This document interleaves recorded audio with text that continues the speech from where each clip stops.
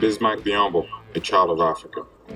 J'ai grandi à Lubumbashi, en RDC. J'ai grandi dans une famille de 7. Je suis le plus âgé de ma famille. Et l'objectif était de vivre le rêve que j'avais, qui était de jouer au basket. Mon père, un truc que je pouvais faire de ma vie quelque chose en tant qu'un sportif. Il a décidé de dépenser son propre argent afin que je puisse poursuivre mes rêves.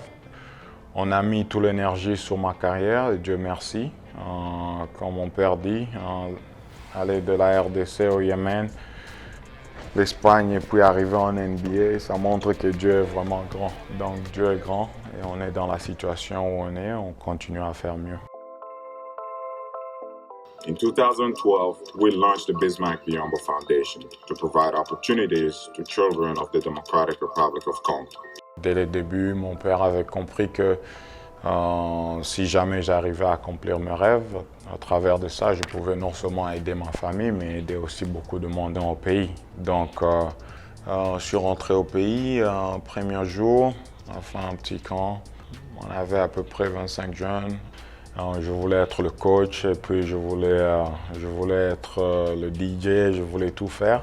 Tout s'est bien passé, je leur remettais de nouvelles paires de chaussures parce que moi, j'ai pas eu la chance d'avoir ce nouvelle paire de chaussures. La première fois que j'ai mis une nouvelle paire de chaussures, c'est quand je suis arrivé au Yémen. C'est la vie. On apprend et on essaie de faciliter les choses à la génération suivante. The foundation is currently building an international school in Lubumbashi, and each year we award more than 150 scholarships within the DRC and the US. Pour moi, je représente le pays entier, je dois être capable d'inspirer les jeunes au travers du pays. Donc on a commencé à partir à Kinshasa, à Lubumbashi, après Goma, Kinshasa, Lubumbashi. Après, il y avait des problèmes qu'on voyait qui étaient des hôpitaux et tout ça, et des cliniques. Donc, on a commencé à faire des donations. Mon père, ma mère, ils nous ont aidés à vraiment croire en Dieu, à comprendre ce qui est Dieu. Et donc, pour nous, c'était la meilleure façon d'aider les autres. J'ai jamais perdu dans ma vie quelqu'un de très proche. Mon père était souffrant et quand je suis arrivé au pays, il n'était pas dans des bonnes conditions. Pour moi, l'objectif était de lui aider à reprendre la vie. Voilà, ça n'a pas été. Mon père était décédé, donc en ce moment-là, tout s'est arrêté pour moi. Donc je voulais rien faire, abandonner ou arrêter de jouer le basket parce que mon père n'est plus là. Ça sera une déception pour lui parce qu'il a cru en moi, il a dépensé son argent. J'essayais de trouver qu'est-ce qui pourra me motiver pour jouer cette année.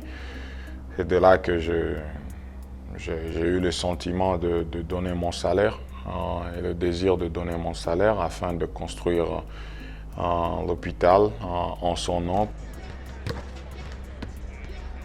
Ma carrière, Dieu merci, a fonctionné et continue à fonctionner.